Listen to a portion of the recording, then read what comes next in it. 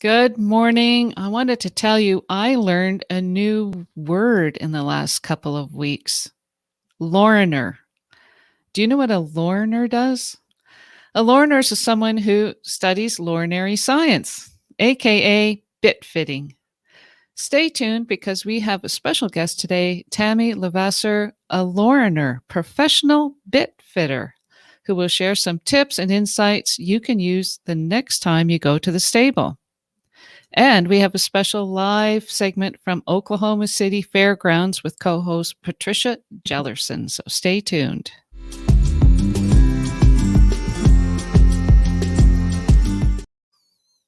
Hi and welcome. My name is Laura. Welcome to Equestrian Skill Builders live broadcast where we discuss equestrian related topics and share ideas and exercises to help you and or your riders.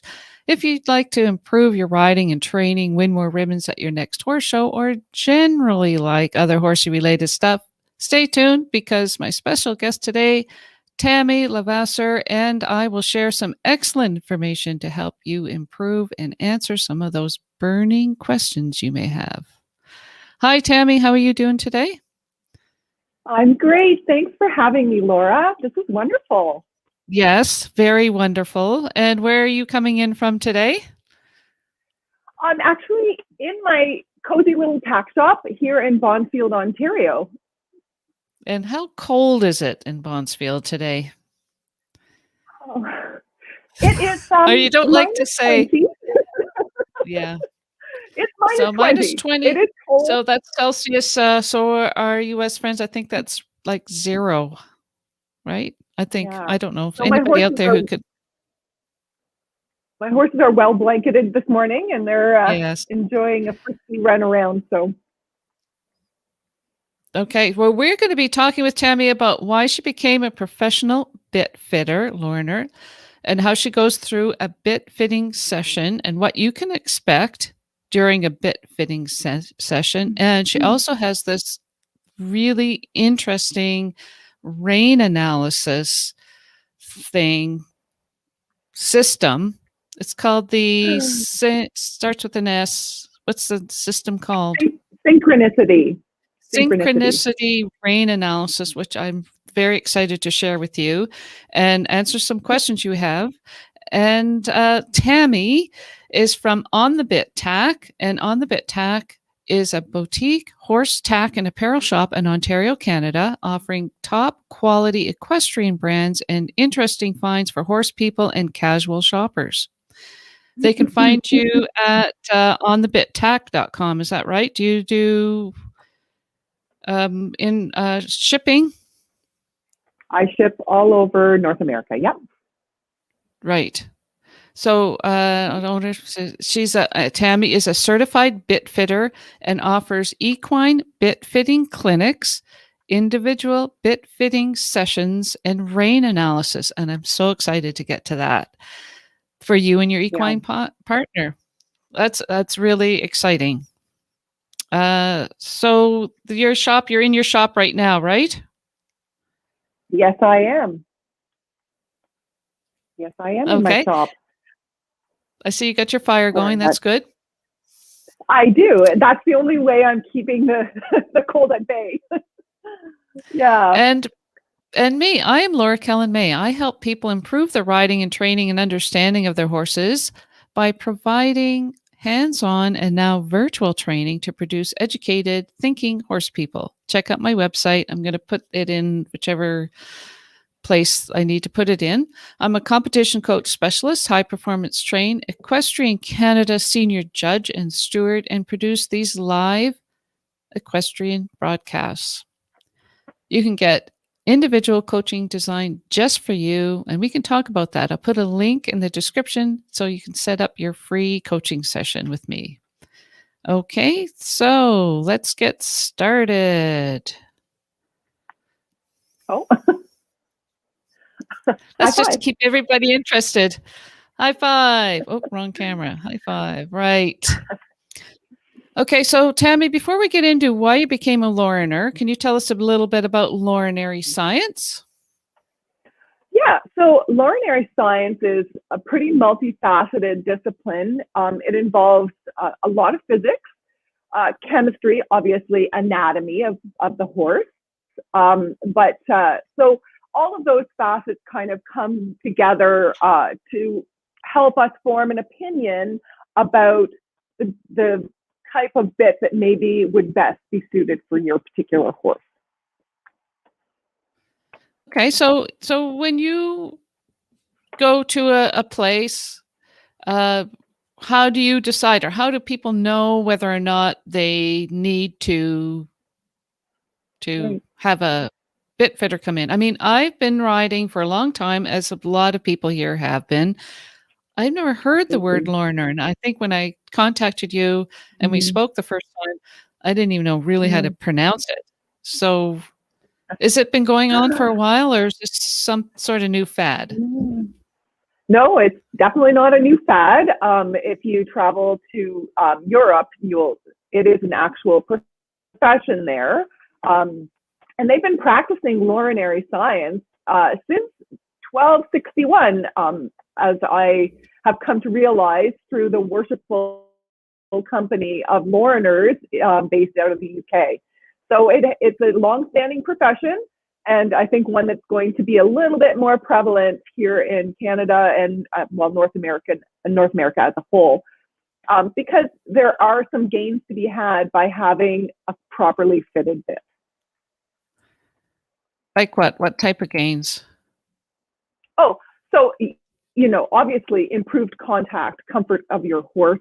Often I think we overlook some of these little signs that our horses are trying to tell us because we think, oh well, that's just the way they go, or that's just my horse. That's you hear all those kinds of excuses, or maybe they're not excuses, but we just have those things that we think about our horse, and maybe we just need to investigate that a little bit more. So you What I mentioned will, that some of the things. So what are some of the things that people may notice that say, "Oh, well, that's just the way he goes. He just what, opens his yeah, mouth, or he's just always tense, or he doesn't right. like this bit." Yeah, so tension in the neck and poll for sure. A horse that hangs really heavily on the forehand, definitely. Also, a visual inspection of the horse's mouth often is a pretty good indicator, because you'll see actual lacerations, unfortunately, and bruising, pinching. A horse that shakes his head, and all of that, those are pretty severe symptoms. But some of them are just really minor symptoms, like, maybe they're just not as consistent in the contact as you would like them to be. So there's a variety of symptoms, and the other one is just making sure that your partner is comfortable in the bit that you've selected for him or her. Yeah. So why did you become a Loriner, or professional bit fitter? Yeah, yeah. So it's a bit of a story. It's a personal story. So in 2016, um, my entire life, I have been oh, sorry, my screen keeps flipping off, but um, That happens. We're kind of we're distracted live. me. Things may happen. We just don't know. But yeah, Yeah, Carrie. Yeah, that's that's okay. good. So in 2016, I started my tack shop business, just as I was thinking, possibly I can retire and just run my little tack shop. I mean, we all have that dream, right? Yes. And so anyway, I started my business, and then I had people coming to me and asking me questions about what bit would be best for their horse. And I didn't know the answer. And, honestly, I'm a very ethical person. That's one thing that, pervades my business dealings. So if I couldn't say, yeah, this is the right bit for you, and hang my hat on it, I felt like I was doing a disservice to my customers. So I started looking around to see what education I could find that would, give me some comfort in making recommendations. And I looked in Canada thinking maybe there would be a course or a person that could help me understand how to properly select bits, and there was no information. And I was like, oh, that's odd, because there's lots of tack shops. And then I looked in the U.S. and again I came up short for a real good qualified course. And then I expanded my search even further to globally, and came across a really good course. So I thought, I'll just take the first course, and then I'll be able to recommend bits. Well, as it turned out, it was way more invested and involved, and I loved it. So I decided that I was going to take the next course. And after that course, I was like, wow, this is really something that we need here in Canada. And the final course was the practical. So I actually went to England and studied under a Loriner there. And it was a fascinating journey. And here I am now, a certified Loriner. So that's the story. So certified Loriner. So you go across Canada fitting bits with people. Yes. Yeah. Well, I mean, with COVID, it's been a bit of a challenge for sure. I was going to ask you that. Yeah. So, when things locked down, I had to, roll up my business, unfortunately. So, things are all on hold. I've got lots of interest, people that want me to come, but, I just can't at this time until things open back up. Yeah. Right. Okay, well, we're going to take a bit of a break. And Patricia, I see you there. Are you ready to come on? Give me a thumbs up. Okay, we're going to add Patricia in. There's Patricia. How are you? Great. So Patricia is in Oklahoma City at the Oklahoma City Horse Show at the Oklahoma Fairgrounds. How are you doing, Patricia? You going to give us a little walk around there? Sure. We're here at the Go Show, which is a 2-day schooling show, but it's pretty big. We have like 300 trips today, so it's well attended. We have 2 horses here. This is Warhol. He's doing the beginner riders with his kid. He just got a bath, so he's a little fuzzy. And this is Ellie. She's doing the modified children's. Do you get to braid? Do you have to braid them today, Patricia? No, not for a schooling show. No. So yeah, and we probably won't show for a few more hours, but later on I might take you guys down to the ring, let you see that. It's a nice big ring. And that's my deal today. Awesome. Well, we missed you here. I miss taking a part in your cast, especially with such a great guest. Yeah, so Tammy was telling us that the Loriner Society, is that how you say it? The Worshipful Company of Loriners. The Worshipful Company of Loriners started in 1260. So it's like 13th century. Oh, you know what, Patricia? You're the writer in that century. You guys should talk about what happened about that. Right. I'm writing a novel that takes place in the 1400s.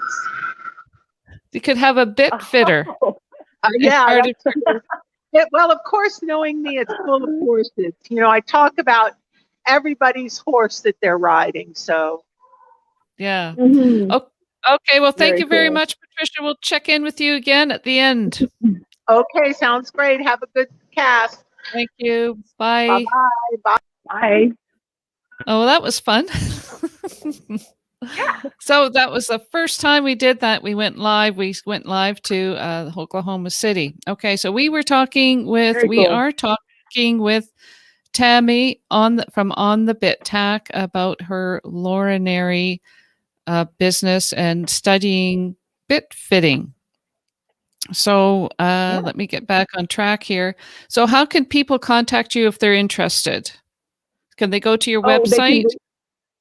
Yeah, absolutely. So onthebittack.com, and there's a menu across the top obviously my retail is on that website, but under the Loriner tab that's on the top there, you can drop that down and you can see all of the services that I provide for my Loriner services. Yeah.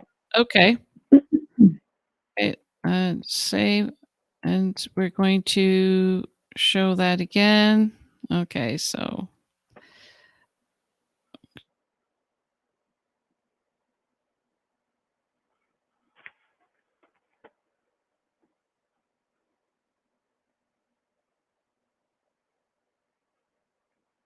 just amazing, but I'm going to keep talking. Okay, there we go. So we're having trouble connecting. I'm hoping that I'm still here. Am I still here? You are still here. Oh, good. Yeah. Okay. I want to get rid of that now. Hide. Okay, so so what's your process for bit fitting analysis? So you go to people's stables and, well, you make an appointment, I guess, and then you go to people's stables to fit bits. So do they contact you with a certain issue that they're having? I get a variety of different requests and issues, and so, some people just say, oh, I just want to make sure that my horse is the best possible bit for them. There's a lot of that. But there's also, more serious issues where, horse is dropping contact or they've got mouth sores or a variety of different things. So, I book the session.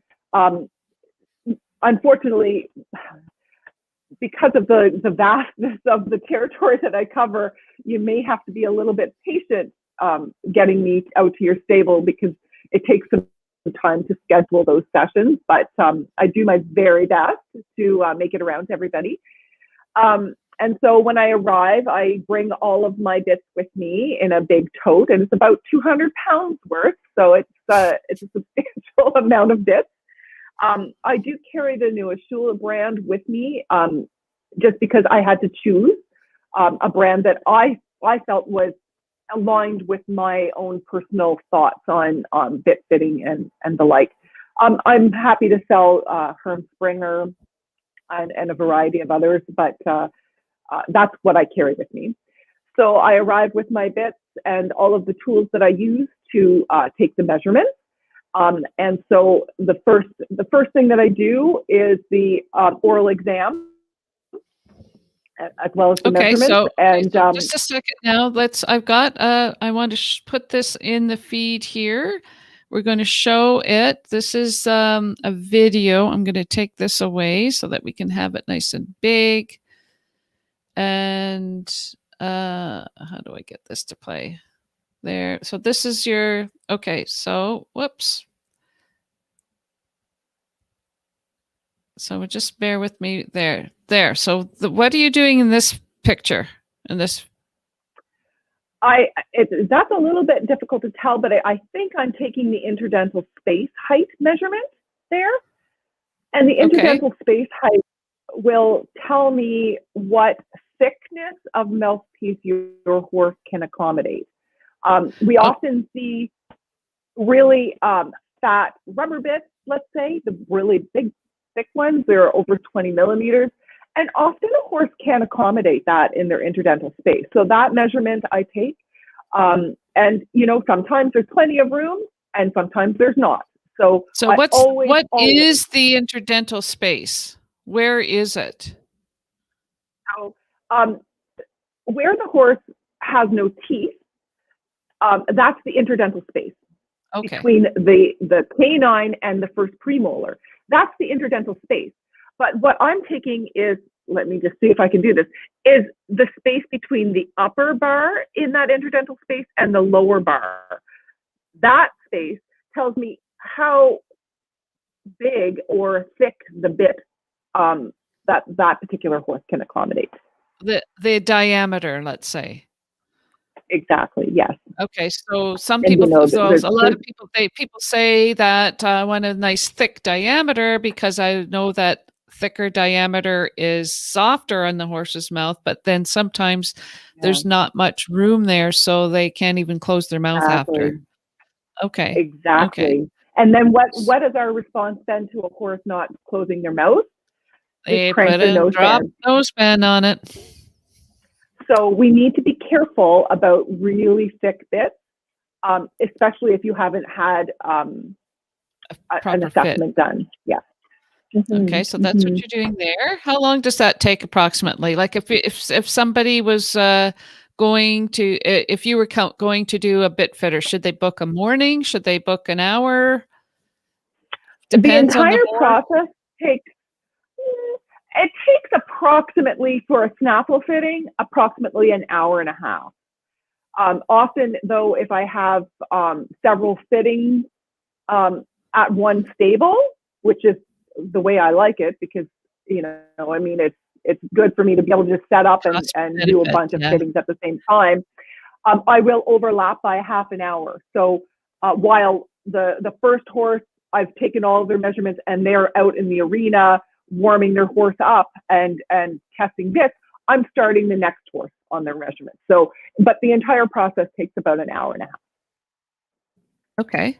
Now this picture here is you've got a horse and you've got something blue in his mouth. Yeah. Yeah. So that's, again, me taking the interdental space measurement, height measurement. I use putty for that. And it's, I basically ask the horse to clamp down. They take as soon as I feel them really grinding down, I know that I've got my measurement. And then I take that measurement, and all of this, everything that I do is recorded. And then when I get home, I write out an entire report of all of my findings, and that is forwarded to the rider. Awesome. So that's great. Okay. And I guess the horse owners there with you to watch and see what you're doing and answer questions that you may have with respect to like what the horse is doing. I was going to ask you, are there a lot of professional bit fitters, Loriners in North America? Well, I'm the only one in Canada, like an actual Lancer certified bit fitter. I'm the only one in Canada. I do have two counterparts in the United States, who are good friends of mine, both. But yeah, I am the only one in Canada. Yeah. So that's 3 in North America. That's correct. Okay, so we have a question about cost. So I think if you go to the website, that you'll see the answer there. Do you want to answer online? Or do you want to send this person to the web page? Yeah, I can answer, no problem. Okay, sure. So my pricing structure is it's $250 for a snaffle fitting. It's $300 for a double fitting. Because there's 2 bits involved and it takes a lot more time. Doubles can be finicky, as I'm sure you're all aware. And if you want both a snaffle and a double fitting, then I charge $350. Okay, and if you have more people at the stable, is that a different cost? If you have more than no, it's all the same price. Yeah. Yep. Okay. Yep. Perfecto. Great. So we're going to carry on here. So this horse is doing a chewy thing. Oh, this is where you mentioned that they are biting down on it, so you can really see, right? Is that what you're doing? You can see biting down on it. Okay. And this picture, it looks like you're doing another measurement at the back of the jaw. Yeah, so that's the actual width of the mouth measurement from commiserative lips to commiserative lips. And that will dictate, the size of bit that you would purchase when you go to your local tack shop. And I think that's what most people think about when they are getting bits is the width of the bit. So, but they just go by, pulling it to the side and seeing how much is left over when you pull the bit to the side rather than actually doing a measurement on the horse's mouth. Yeah. And, you have to also be careful about, you take the width measurement, but for a fixed cheek bit, you want that bit to fit snugly. So if you measure the mouth at 5, then you purchase a 5-inch bit for a fixed cheek, like a D-ring or an egg butt. If it's a loose ring, you're going to go up a quarter size. So if you're purchasing a loose ring bit, then you're going to go up to a 525. Yeah. Okay. That's a great rule of thumb. Yep. All right. So let's carry on here. I want to go back to this view. Okay. So you're doing a measurement. You're letting the horse move its mouth around, and you're doing a measurement there. Is that right? Yeah. Oh, so this one you push. Yeah. Looks like you're pushing on the roof of the horse's mouth in that one. Yeah. Yeah. So that's me assessing the palatine arch. And this is an area that, we need to pay a little bit more attention to. There's horses that have low palatine arches. And by palatine arch, I mean the roof of their mouth. And there's horses that have high palatine arches. There's also narrow and wide palatine arches and pretty much every combination in between. So that will dictate maybe if you're going to a double jointed bit, if you're going to a single jointed bit, if you're using a wide bean or if you're using a smaller bean.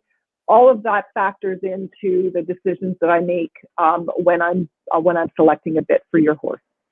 And what about the purpose of the horse? Like if depending on what the horse and rider are doing, is that also a consideration? Their discipline?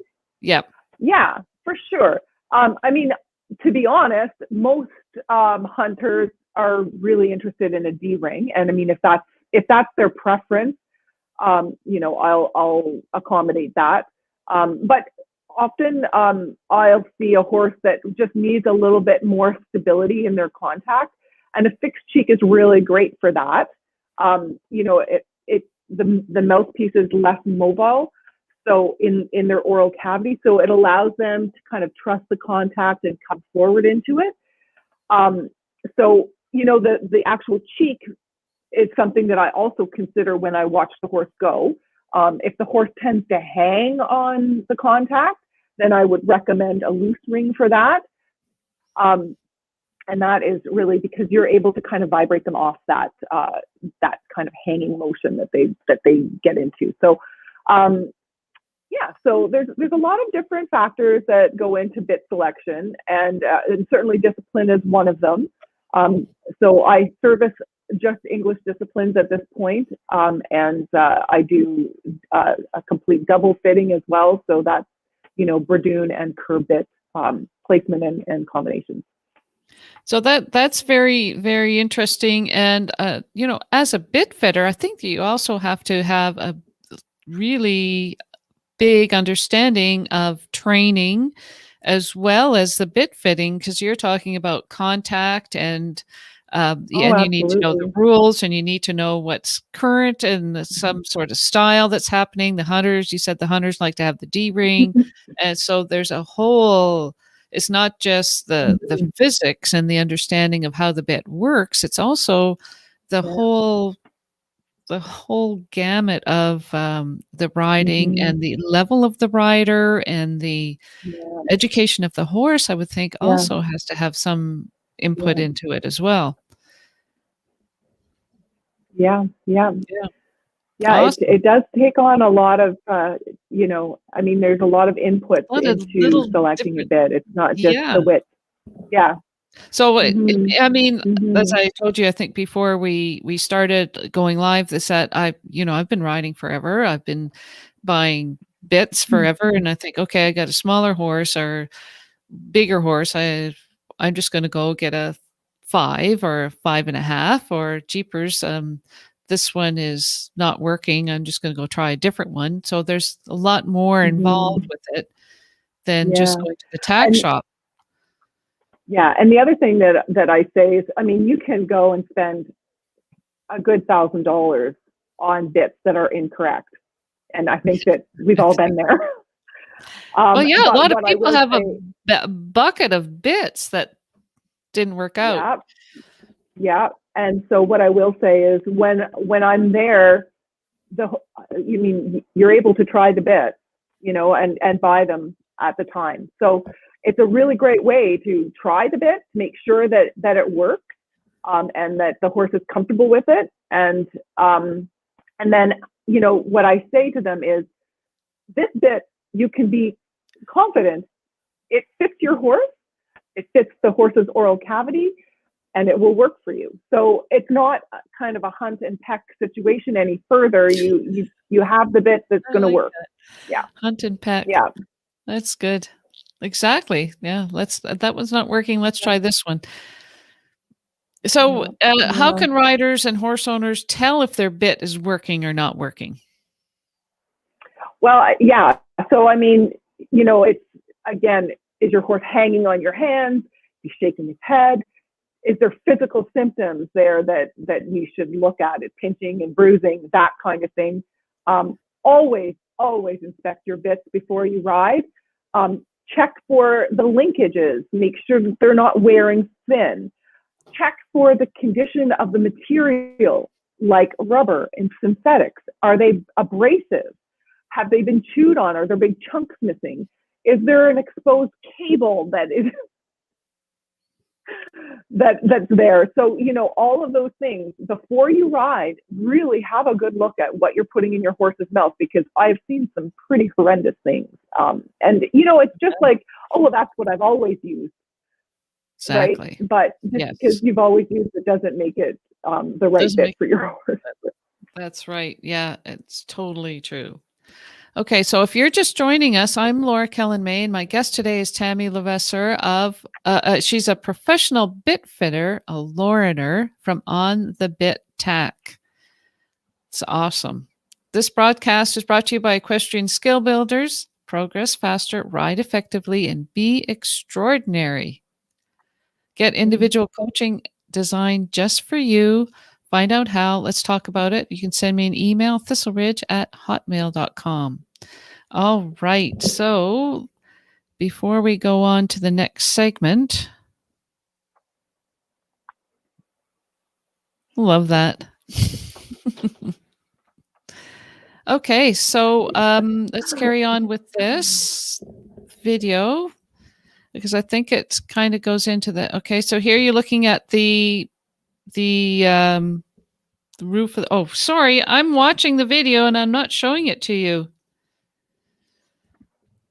Fitting bits to suit your horse's needs. So here again, you're looking at the mouth. Yeah.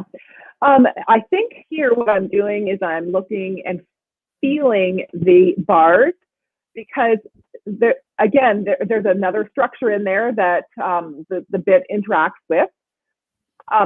Ideally, in the perfect bitting scenario, the bit will sit on the tongue, and the tongue will splay out over the bars and cushion the bars from the bit. But that doesn't always happen. Sometimes the horse will pull their tongue back in their oral cavity and expose the bars to the bit. So I do assess the bars. And again, very unique to each horse. Some horses have nice, thick, wide bars, a nice weight-bearing surface, right? With a lot of fleshy cover. That's perfect. But unfortunately, that's not the way all horses are. Some horses have very sharp bars with very little cover on them. And I often find, of course, that those are the horses that are very sensitive to the contact. So we have a question, Tammy. Yeah. Sorry to interrupt you. So would you ever recommend a bitless bridle to people? For sure. I mean, after an assessment, let's say they get you in for assessment, would you recommend that?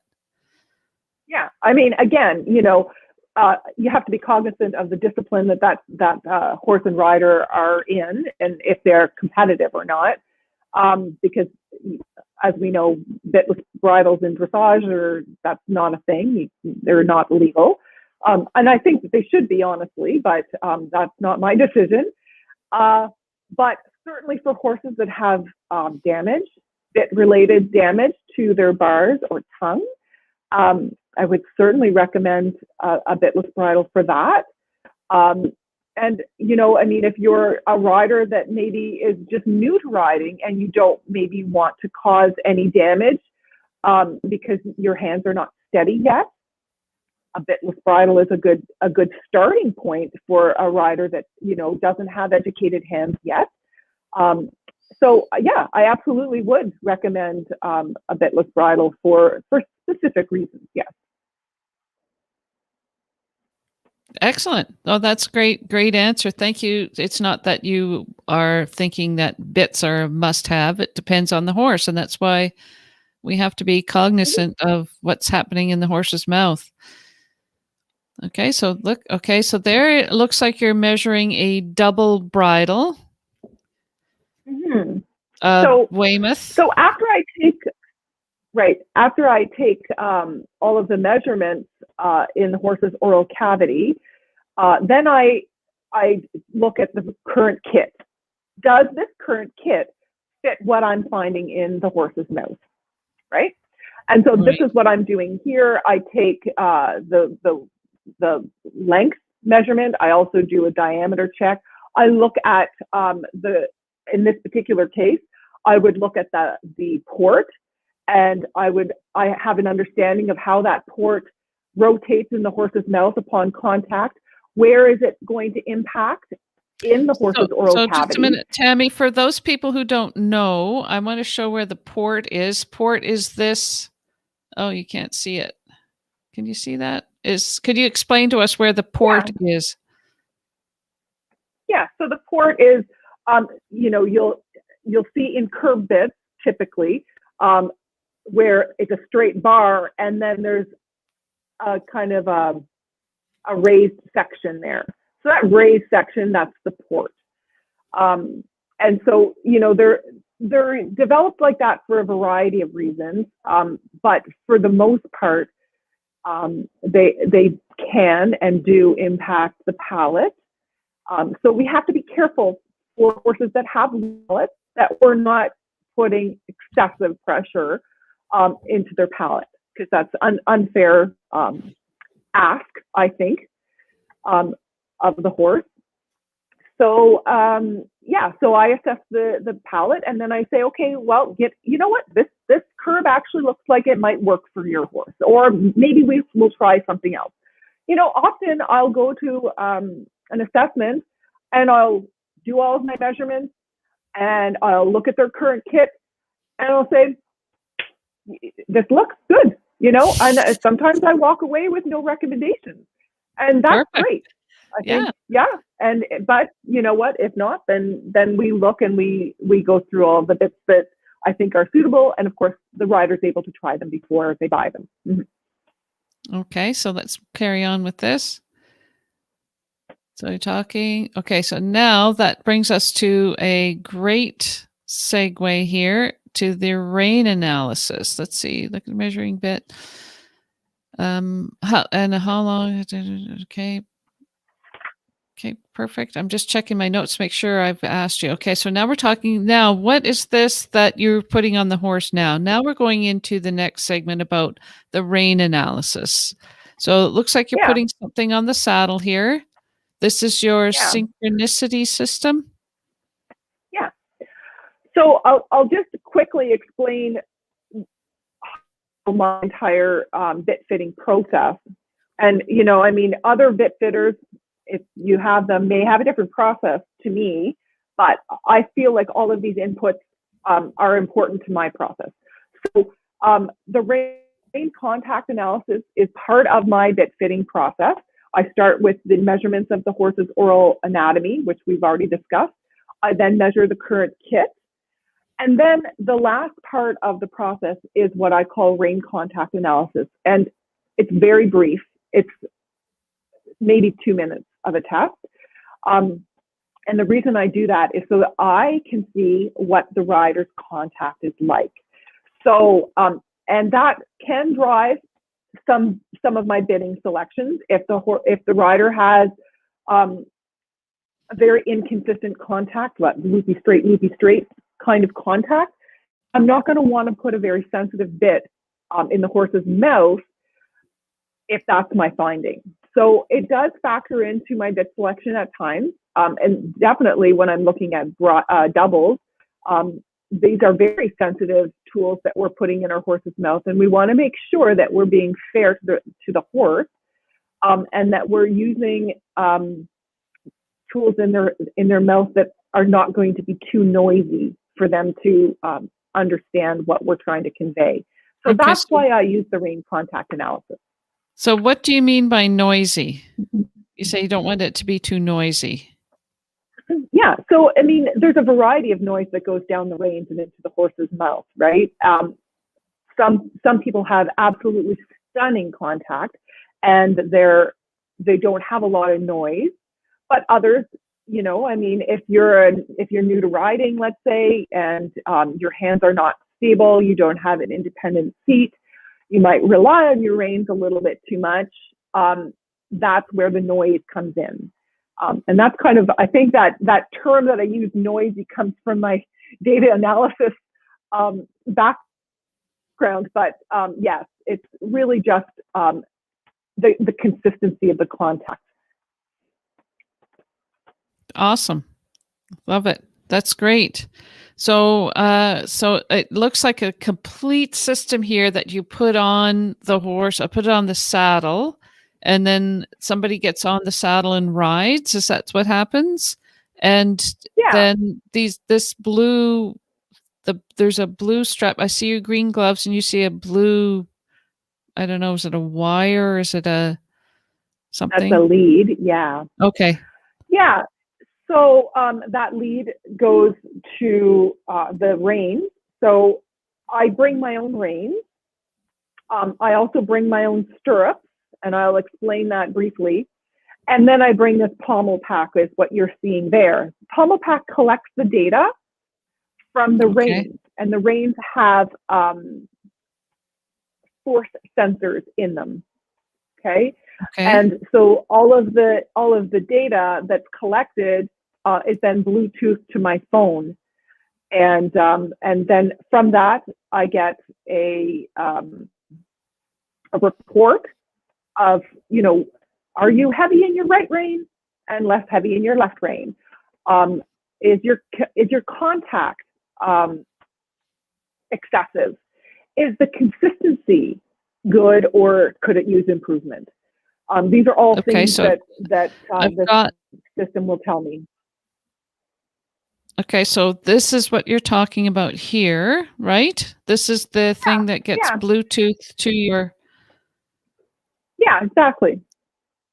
So it's got a score. Yeah, that score, I don't really use that too much. Again, you know, this tool can be used for a variety of reasons, but for me, I look at the rhythm, I look at the consistency, I look at the contact scores, I look at the average weight in the reins. Those are all good metrics for me to kind of understand the contact that I'm dealing with. Okay, so this rhythm says 5.63 and this rhythm says 4.55. Yeah, so that's the right and the left rein, right? So the rhythm in the left rein was better than the rhythm in the right rein. These are out of 10. Okay. So so that's the score that was given. And so the rhythm in this particular case has a little bit more to do with the horse than the rider. So the rhythm kind of assesses if the horse is rhythmical in the right rein and in the left rein. The consistency is that loopy straight situation that you'll see with some riders, or that, you know, maybe their contact is a little bit noisier on one side than the other. Okay, so this person here had 8.21 and an 8.06 for consistency. So does that mean they're consistent more on the left rein than on the right rein? That is correct. And that is a very good score. I was going to say 8 is probably pretty good. That is a very good score, definitely. The contact score has to do with the average weight. So what this algorithm does is it says, are you within a decent threshold? So the decent threshold is somewhere between 1 kg and 3.5 kg. So if you have an absence of contact, like 0.5 kg, it means that are you being effective with that range? You do need a little bit of contact, and the absence of contact means that you're not really communicating through that range at all, right? Right. But on the other side of that spectrum, you can be too heavy. And so if you're too light or if you're too heavy, that contact score, that 10 that you see there, will drop. Exactly. Yeah. Okay. And I thought this was interesting, the average weight. Yes. Yeah. So that also plays into the balance score up above. So, this is very good. Like, I mean, you're like maybe 0.2 of a kg off. So that's why that balance score is so good, 9.9, is because they have, whoever this rider is, I'm not sure who that is, but they've obviously got not only really beautiful consistency, but they've also got excellent balance between their two reins. I mean, this is a good picture. So in that regard, I'm not concerned about this person's contact. So it's not like that's going to be a limiting factor in my decision of what type of bit I can use. I would say that, the sky's the limit in that particular regard. Yeah. Okay, so then we have, then you gave me this other one here. Make sure I'm sharing it before I start saying how wonderful it is. This is how it looks to you on your phone, I guess. Yeah. Yeah. So this person is a little different than the other one. Yeah. A little bit. So a little bit different. There's, I You've don't got know what I'm better looking rhythm. at. I just know the numbers are different, right? I mean, that looks pretty good. Yeah. Yeah. Excellent.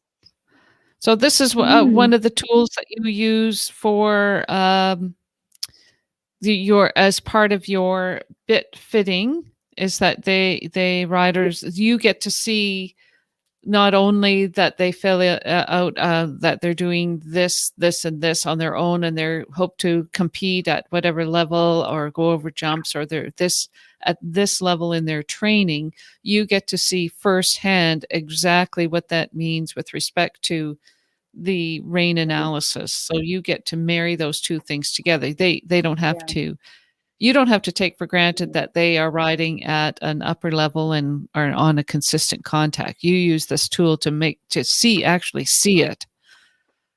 Yeah. Yeah. So, that the rain contact analysis is like I said, a very short test as part of the bit fitting assessment. However, I also have a full rain contact analysis session. So that's an hour long. And you have access to all of the reports then, and you can share them with your coach. You can use that also as a baseline. So maybe we do a rain contact analysis, and we identify that the consistency in your right rein needs improvement. Let's just say that's the finding. You work on that for 6 months or a year, and you have me back, and then we can see the actual progress on that you've worked on it, that you've made your progress, and then you can start nitpicking on all of the other little things that you might improve upon. Yeah, which is if you're a dressage rider, you'll feel my pain in that. Yeah, exactly.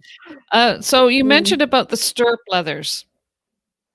Yeah, you so bring your own stirrup leathers. Often I get a lot of questions about this because before I come to do an assessment, I send the rider a list of instructions. Here's your day and your time that I'm coming, and please have your horse in cross ties. Please have the saddle on with the stirrups removed. Your bridle should be close by with the reins removed. And they go, are you going to make me ride without stirrups? No, I'm not. I bring my stirrups with me. There's no sensors in them. I'm not measuring the weight in your stirrups, but it balances that pommel pack that you saw earlier. So it just kind of seats it down. So yes, I bring my own stirrups. No, I'm not going to make you ride without stirrups. Okay, so we have a question here. Is the person different? So is the person different, or is the horse favoring one side? Rein contact analysis done while riding. So is that the same person? You want to know if that was the same person we saw in these pictures here? They are two different people. Two different I believe people. the first one is me, and the second one I believe is my good friend Madison. It says Madison Trot. Oh yeah, so that would be Madison. Okay, so two different people. So, and then the other part of that question was, is the person different, or is the horse favoring one side? Rein contact, and okay, is the horse favoring one side? Is the horse favoring one side, or is the person pulling more on one side, or is that what you're asking? So it's always a combination of the horse and the rider, right? But yeah, I mean, I'm a right-handed person, so I'm probably stronger on my right. These are all things that this system will identify. However, there are often times where a horse is maybe blocked in the pole, maybe needs more suppling. These are all things that can be identified through this tool. And you've got a horse that's hollow right, so lots more bending, more easily to bend and supple, and then stiff left, right, or the vice versa. But this tool will identify that as well. And the really neat thing about this tool is if you happen to have more than one horse, you can put it on your first horse, and then you can put it on your second horse, and you can see the differences between the two, right? So so you'll identify that maybe the horse is a little bit more stiff on the right or what have you. And I'll often say, this horse, and I can see it, this horse could use a little bit more suppling on that right side or what have you. And then I'll say, talk to your coach and ask for some suppling exercises or what have you. I mean, I'm not there to coach, but I have a pretty keen eye for these things now. So I can make some recommendations, and then they get to follow up with their coach on that. And it's really great for them to be able to share that information with their coaches as well. Okay, so I just wanted to show there's a picture here. Okay, that's your bit fitting, a double. Okay, there is a picture here at the end, or near where the rein analysis is. So if you do the rein analysis with a double, do you have two reins or? So no, the rein, I attach it to the Bradoon rein. So that's where we use it, because you can see this green light flashing by. You see the green? Is that the? That's the rein contact analysis pommel pack, and so there's three different sets of lights. There's the red light, which just means that the unit is turned on. And then when it's paired to my phone, because there's a pairing process that I go through, as soon as it's paired to my phone, it turns blue. And then when it's actually collecting data, it turns green. I see. Okay. So in that, yeah. Okay. There we go. Oh, Patricia's on. So you can see it here. You can see that the pack, the pommel pack. I just wanted to show people the pommel pack. You can see the pommel pack here. Yeah. So it's for when, yeah, awesome. Cool. Yeah. Very exciting.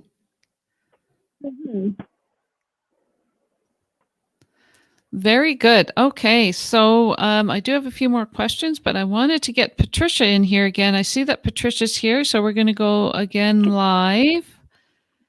Thank you, Tammy, for that. Just stand by. We're going to get back to you in a minute, and we're going to bring Patricia on. Hi, Patricia. You're at ringside. Hello. I am. Let me show you the ring. Okay. Oh my goodness, that's beautiful. It's set for a short stirrup course now. This show will go up to 3 foot, and it's over 2 days. But you can tell we're in Oklahoma because you have that red Oklahoma dirt. Oh yeah. Oh yeah. Yeah, right, for sure. If you're from Canada. Havoc on gray horses. Oh, I bet. So what's your day like, Patricia? When do you go in the show ring? Me are going to go probably about an hour and a half, which my first student, and then probably not till later this afternoon with my second one. Excellent. Okay. So thank you so much for checking in, Patricia. This has been really fun. I've never done this before. I think this is something we should try to include if you're, if you can't come live, that we could get you at your horse show. It's fun. That sounds all right. great. Thank you, Patricia. See you. Bye. Bye, Tammy. Bye. That's fun. We do have a question here. Western bits. I think you mentioned that earlier, that you do English right now, and you hope to get into Western? I don't do Western curve bits. So, I mean, I can certainly fit a snaffle to a Western horse. That's not an issue. But as far as fitting Western curve bits, I don't endeavor to do that. For no reason really, but just I don't have the stock of those bits, and so I haven't really ventured into that. Excellent. So if we have any questions or comments, thank you for people to Allison and whoever and other people who have commented here. Really appreciate it. So if you do have questions or comments, we have a few minutes to answer any questions, because I really appreciate Tammy coming here today. Tammy's from On the Bit Tack, and if you would like to see On the Bit Tack, I'm going to put the link to her shop up here on the Bit Tack, and if you visit there and you want to purchase something that she has, you use the discount code and get 10%. And that's good like till the end of February or something, right? We talked about that. Oh, I think it's just for the week.